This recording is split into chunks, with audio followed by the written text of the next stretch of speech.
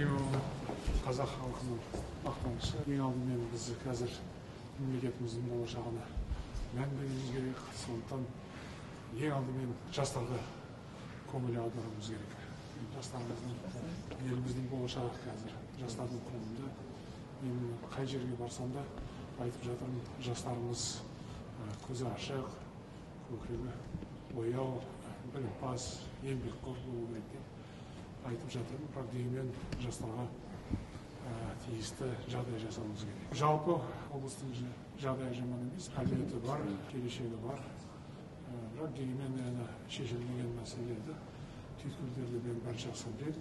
Әкіммен бірге бұл мәселе бойынша сөйлестік бүгін. Мен келешекте де облысқа мән беріп отырамын, көңіл аударамын. Сондықтан келешекте бәрі дұрыс болады деп ойлаймын. Құрметті Қасым-Жомарт Кемелұлы, жетісу жеріне қош келдіңіз.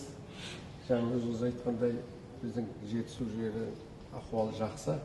Біз қайта ел болып, жұрт болып, осы ақсақалдар болып, сіздің жарғыларыңыз жерге тимей, ішкі саясат, сыртқы саясаттағы істеп жүрген жұмысыңызды теледидардан, бұқаралық ақпарат құралдардан көріп, тақымымызды қысып отырамыз.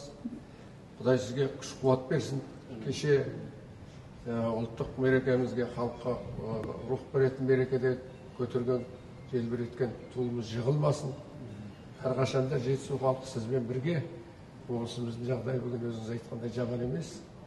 Халықтың арасында ынтымағын молайтуда, бірлігін молайтуда біз атсалысамыз деп сендіреміз. Дұрыс айтасыз. Ең алдымен бізге тыныштық, татулық керек қазір.